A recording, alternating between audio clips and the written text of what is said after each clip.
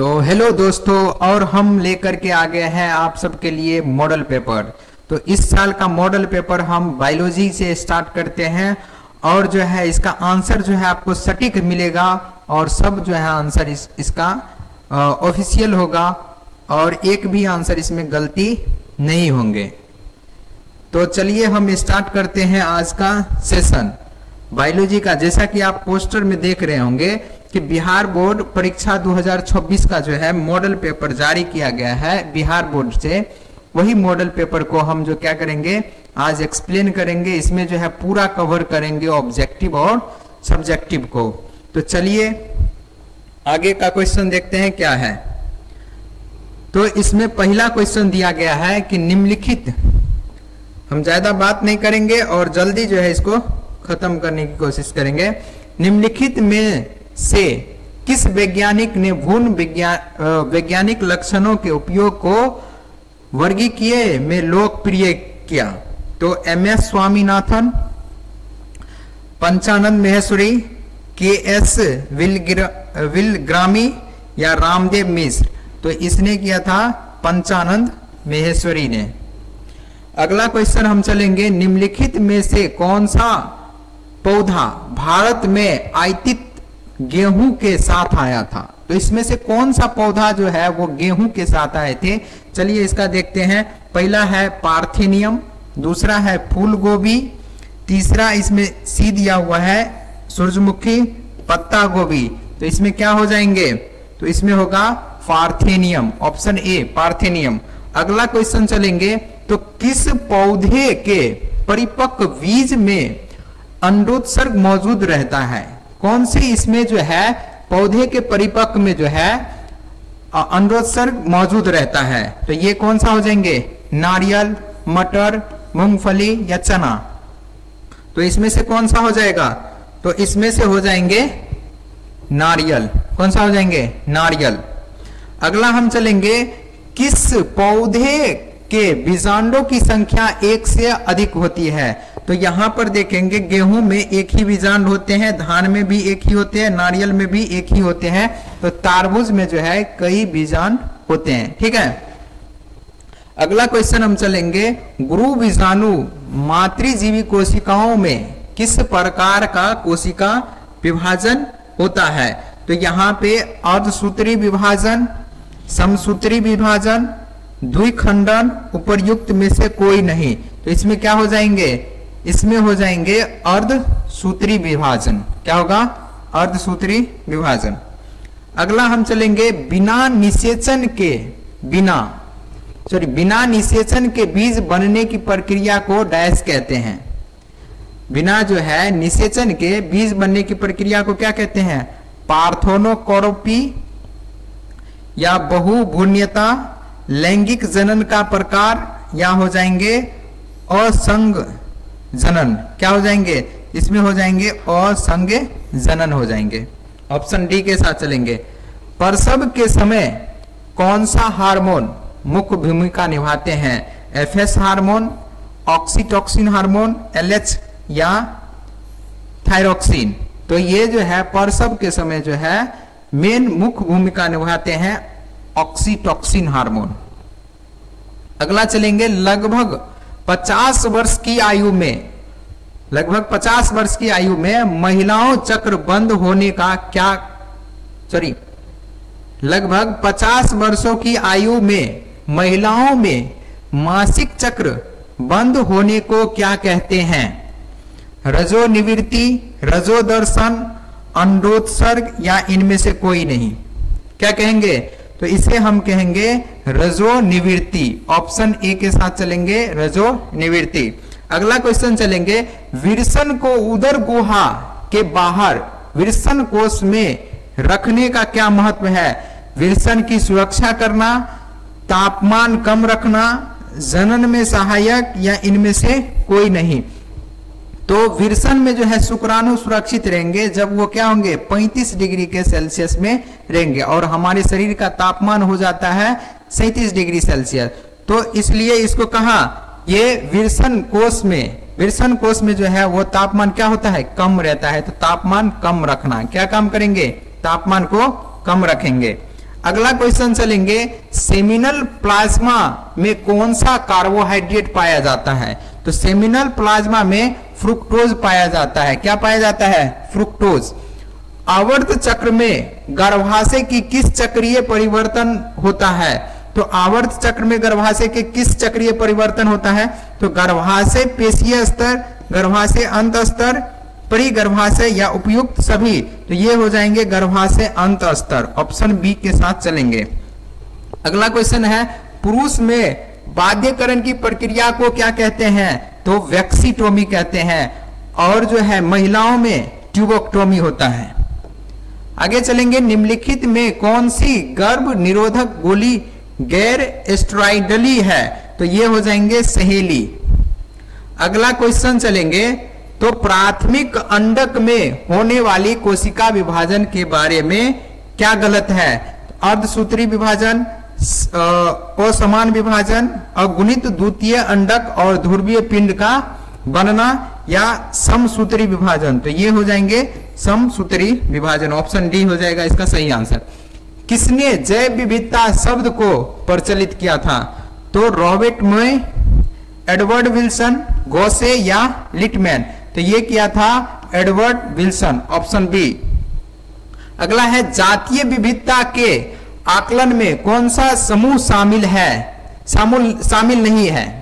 जातीय विविधता के आकलन में कौन सा समूह शामिल नहीं है? तो इसमें कवक जो है शामिल नहीं है, क्योंकि ये सारे क्या है? तो ये सारे जाति जो है विविधता में शामिल है। अगला है, किस वैज्ञानिक ने सिद्ध किया कि जैव विविधता में वृद्धि से उत्पादकता बढ़ती है? तो ये किया था डेविड लिटमैन ने। किसने किया था? डेविड लिटमैन ने। जैव विविधता शब्द जो दिए थे वो दिए थे एडवर्ड विल्सन ने। ठीक है, आगे चलेंगे। 1992 में जैव विविधता पर सम्मेलन कहाँ आयोजित हुआ? तो जोहान्सबर्ग, पेरिस, कोलंबो या रियो डी जिनेरियो। ये हो जाएंगे ऑप्शन डी, रियो डी जिनेरियो। अगला है, निम्नलिखित में से कौन सा समशिष्टियों के बारे में गलत है? तो सुपरिभाषित भौगोलिक क्षेत्र में निवास, समान संसाधन का साझा उपयोग, या सदस्य इनब्रीड करते हैं, या समशिष्टियों के बीच ऊर्जा का संचार होता है। तो इसमें ऑप्शन डी हो जाएंगे, समशिष्टियों के बीच ऊर्जा का संचार होता है। अगला क्वेश्चन हम चलेंगे। तो अगला क्वेश्चन है, निम्नलिखित में से कौन पौधा परिवहन के लिए लैंगिक कमेट, कमेट का मतलब होता है कपट, क्या होता है? कपट, कपट का सहारा लेते हैं? तो आरफिश। अगला है, बाघ आरक्षितियों तथा राष्ट्रीय उद्यानों में बाघ गणना का आधार क्या है? तो गिनती से नहीं गणना करते हैं, फोटोग्राफी से भी नहीं गणना करते हैं, और क्षेत्रवार से भी नहीं करते हैं। इसका करते हैं पग चिन्ह तथा मल गुटिकाएं से। अगला क्वेश्चन है, यदि समय t के संदर्भ में n का आलेख सिग्माइड वक्र है तो उसे क्या कहते हैं? तो उसे कहते हैं वहुल्ट पार्ल लॉजिस्टिक वृद्धि। ऑप्शन बी इसका ए आंसर सही होगा। सॉरी, इसका ऑप्शन ए जो है सही होगा। अगला है, निम्नलिखित में कौन जाति के सदस्य जीवन काल में सिर्फ एक बार प्रजनन करते हैं? तो ये बांस भी करते हैं और प्रशांत सागरीय समान मछली भी करते हैं। अगला क्वेश्चन हो जाएंगे कि ऐसा पारस्परिक क्रिया जिसमें एक जाति को लाभ एवं दूसरे का ना लाभ होता है और ना हानि क्या कहलाती है? तो ये परजीवी, परभक्षी, सह-क्रियात्मकता या सहभोजी। परजीवी का मतलब होता है एक दूसरे पर निर्भर रहते हैं। परभक्षण का मतलब होता है कि सिर्फ एक का लाभ होगा, एक का लाभ नहीं होगा। दूसरा हो जाएंगे सहक्रियात्मकता। सहक्रियात्मकता में जो है इन दोनों का जो है फायदा होता है, और ये हो जाएंगे सहभोजी, जिसमें एक का फायदा होगा और एक का ना तो फायदा होगा ना ही नुकसान होगा। तो आप भी जो है ऐसे टिक लगा करके देखिए कि कितना क्वेश्चन हमारा सही होता है। चलिए अगला क्वेश्चन हम करेंगे, निम्नलिखित में से किस पौधे को एक प्रकार के कीट के प्रयोग से ऑस्ट्रेलिया के नियंत्रण किया गया था? तो ये किया गया था नागफनी के पौधे से। कौन से पौधे से? नागफनी के। निम्नलिखित में से कौन पौधा विशेष हृदय ग्लाइकोसाइड्स उत्पन्न करता है? नागफनी, क्लेरोटोपिस, चाय के पौधा या एलोकीसिया? क्या हो जाएंगे? ये हो जाएंगे केलोट्रेपिस। क्या होंगे इसका? केलोट्रोपिस। क्या होंगे इसका? ऑप्शन नंबर बी जो है इसका सही आंसर होगा। ठीक है, इसका हो जाएंगे केलोट्रोपिस। अगला क्वेश्चन है, जैव मात्रा के उत्पादन की दर को क्या कहते हैं? प्राथमिक उत्पादन, नेट प्राथमिक उत्पादन, उत्पादकता या द्वितीय उत्पादन? इसको हम कहेंगे उत्पादकता। ऑप्शन सी जो है इसका सही आंसर होगा। उसके बाद है, मृत कार्बनिक सामग्री से आरंभ होने वाली खाद्य श्रृंखला क्या कहलाती है? तो इसका जवाब आप सब देखिए दीजिए। पहला है अपघट्य खाद्य श्रृंखला, खाद्य श्रृंखला का जाल, और प्रोजिंग खाद्य श्रृंखला या एक से अधिक। ये हो जाएंगे अपघट्य खाद्य श्रृंखला। ऑप्शन ए के साथ हम चलेंगे। अगला है, जैव संश्लेषण अवस्था के पूर्ण होने के बाद उत्पादन का पृथक्करण एवं शोधन करने की क्रिया को क्या कहते हैं? तो जैव संश्लेषण, अनुत्तराव संसाधन, उसके बाद है गुणवत्ता नियंत्रण परीक्षण, उत्पादन को परिष्कर के साथ संग्रहित करना। ये हो जाएंगे अनुत्तराव संसाधन। ऑप्शन बी के साथ चलेंगे। ठीक है, अगला क्वेश्चन है, पीसीआर में प्रयुक्त होने वाले ताप अस्थाई डीएनए पॉलीमरेज को किस जीवाणु से पृथक किया जाता है? तो ई कोलाई से, सेमोनेला से, थर्मस एक्टिकस से या स्क्यूडोनास और रुइजेनोसा से? किसे किया जाता है? तो थर्मस एक्टिकस से। ऑप्शन नंबर सी के साथ चलेंगे। अगला है, डीएनए पर किस प्रकार के आवेश होते हैं? तो डीएनए पर ऋण आवेश होता है।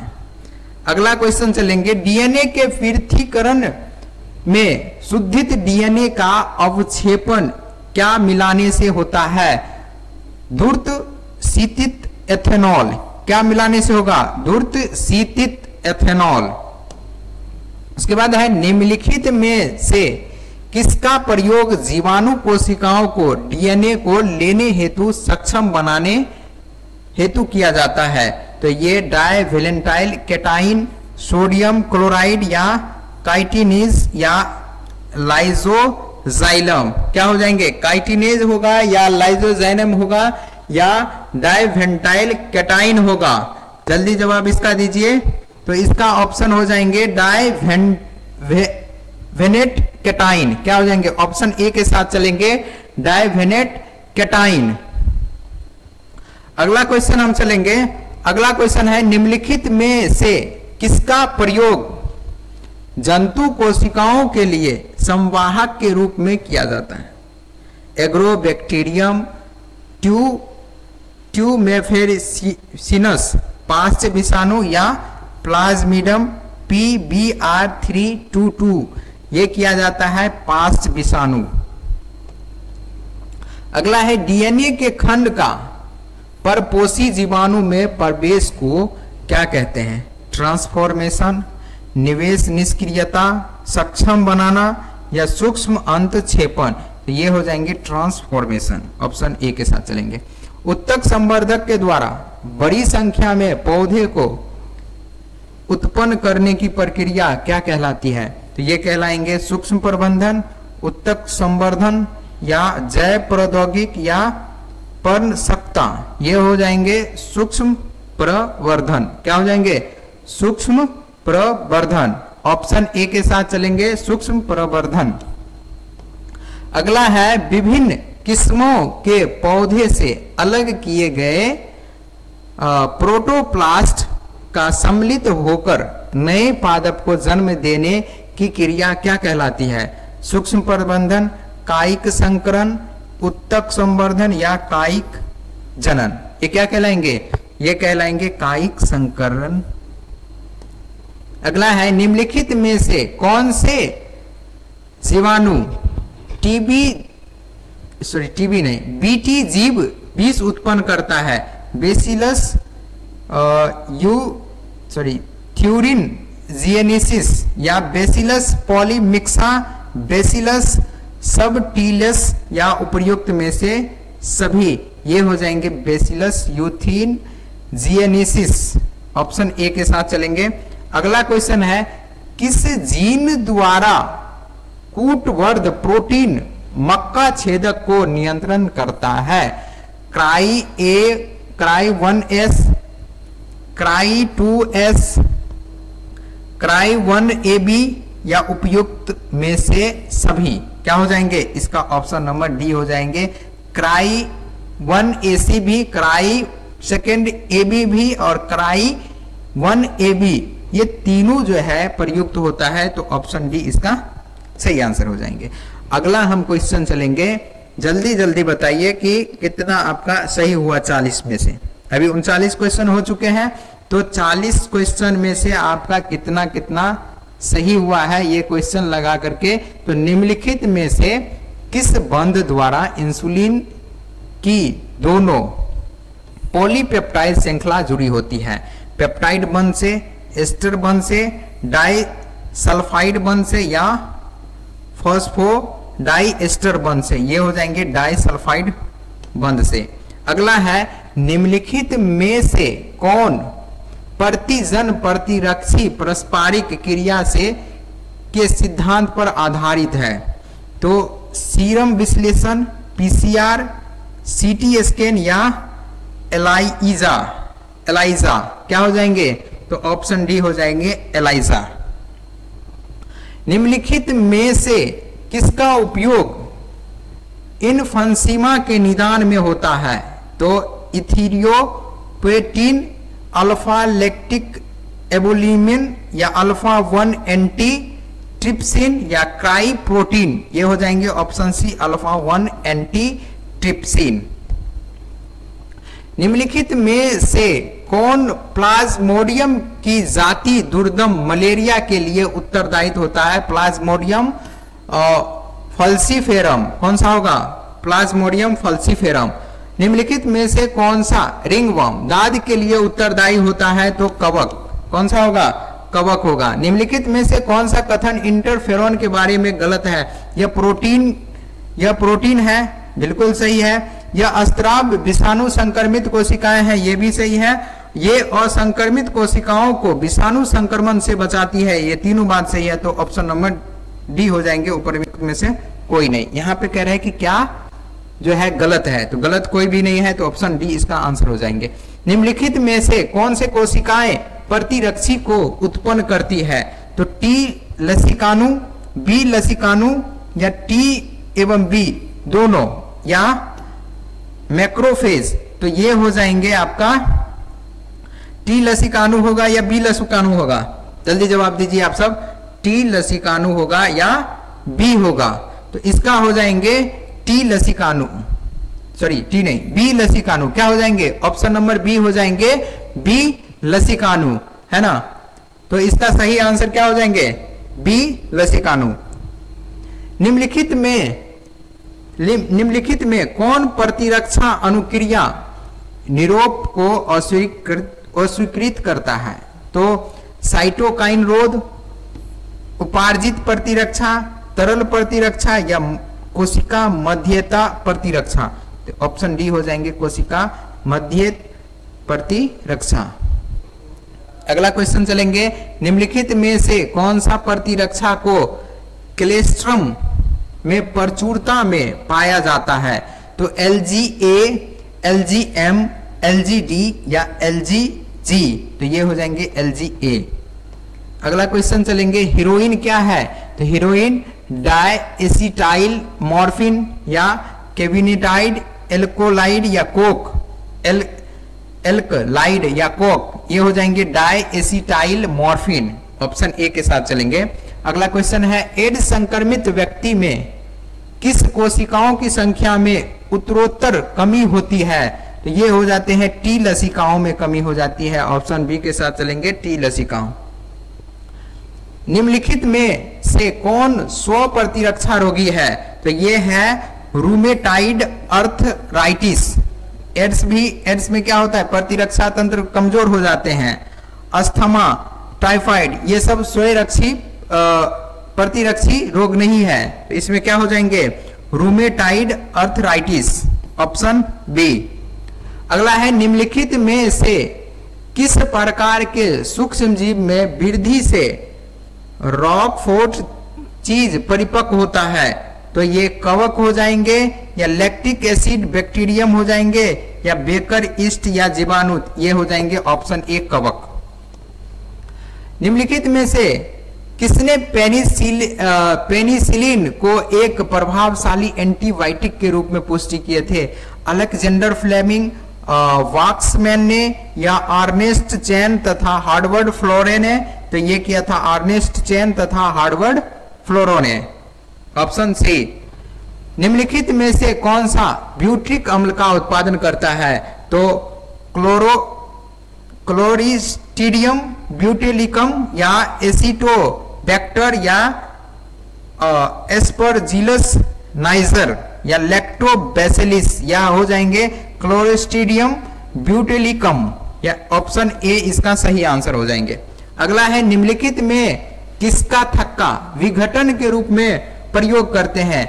एस्टेटिन का, एस्ट्रोकाइनेज का, साइटोस्पोरिन ए का, या ब्यूट्रिक अम्ल का? किसका करते हैं? ये करते हैं हम एस्टेट्रोकनेज ने। किससे करते हैं? एस्ट्रोट्रोकनेज से। ऑप्शन बी जो है इसका सही आंसर हो जाएंगे। अगला क्वेश्चन हम चलेंगे। तो अगला क्वेश्चन कहता है निम्नलिखित में से किस बीमारी के इलाज में एंटीबायोटिक प्रभावी नहीं है? तो टाइफाइड के इलाज में, टीबी के इलाज में, एड्स के, या लेप्रोसी के? तो अभी बताए थे कि हम जो है एड्स जब होता है तो एड्स होने के बाद जो है एंटीबॉडी की कमी हो जाती है। एंटीबॉडी यानी प्रतिरक्षा तंत्र क्या हो जाते हैं? कमजोर हो जाते हैं। तो ये हो जाएंगे ऑप्शन सी एड्स। अगला क्वेश्चन हम चलेंगे। तो सौर मंडल में पृथ्वी की संरचना कितने वर्ष पूर्व मानी जाती है? तो 200 वर्ष बिलियन पूर्व, 1 बिलियन पूर्व, 4.5 बिलियन पूर्व, या 500 मिलियन वर्ष पूर्व? तो ये हो जाएंगे 4.5 बिलियन वर्ष पूर्व। अगला क्वेश्चन हम चलेंगे। अगला क्वेश्चन कह रहा है कि निम्नलिखित में से किस वैज्ञानिक ने विकास के लिए वर्णनात्मक समर्थन प्रस्तावित किया? अर्नेस्ट हेकल, लेमार्क, डार्विन, या मिलर? तो ये किसने किया था? ये किया था अर्नेस्ट हेकल ने। कौन किया था? तो अर्नेस्ट हेकल ने किया था। अगला क्वेश्चन अगर हम चलेंगे तो अगला क्वेश्चन कहता है कि भिन्न भिन्न कार्य संपन्न करने के कारण किसी संरचना का अलग रूप लेना क्या कहलाता है? समजातता, या तुल्य रूपता, अभिसारी विकास, या एक से ज्यादा? ये हो जाएंगे तुल्य रूपता। क्या हो जाएंगे? तुल्य रूपता। अगला क्वेश्चन हम चलेंगे। तो सल्क, कट्टी एवं आदू किसके उदाहरण है? तो समजातता का, तुल्यकता का, या अभिसारी विकास का, या उपयुक्त में से तीनों? तो सल्क, काटी और अद्दू किसका है? तो ये हो जाएंगे समजातता का। किसका हो जाएगा? ये हो जाएंगे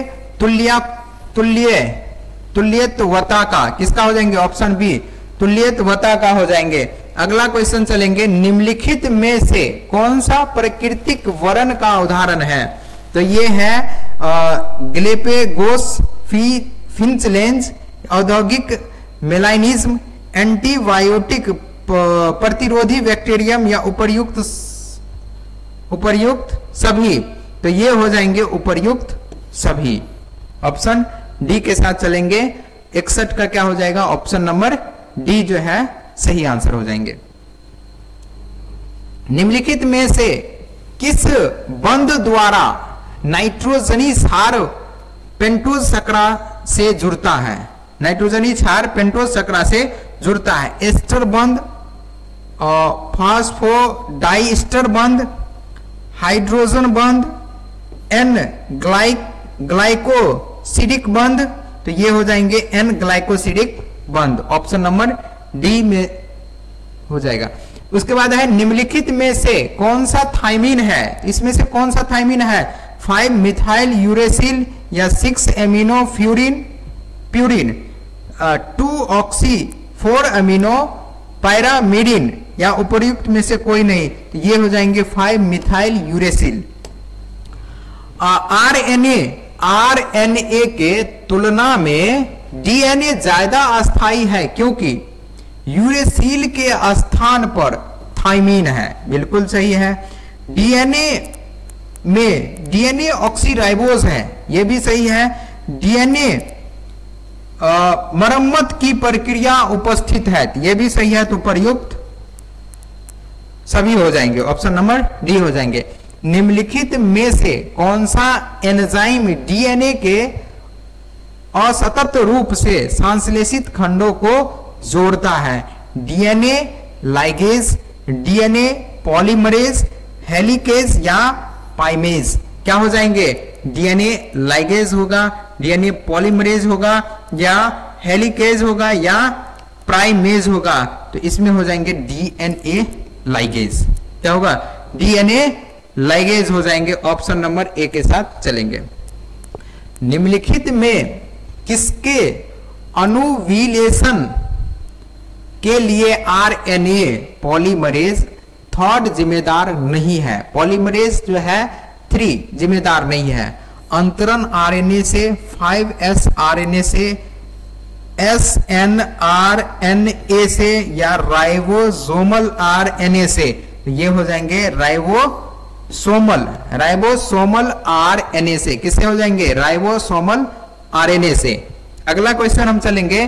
तो निम्नलिखित में से कौन नियम एक संकरण प्रयोगों पर आधारित नहीं है? एक संकरण प्रयोगों पर आधारित नहीं है।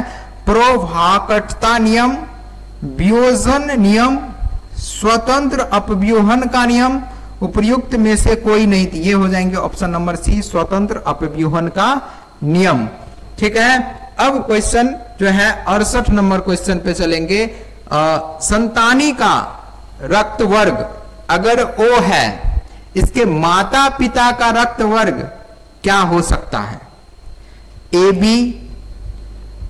AB दोनों तो सेम है। AB नहीं होगा।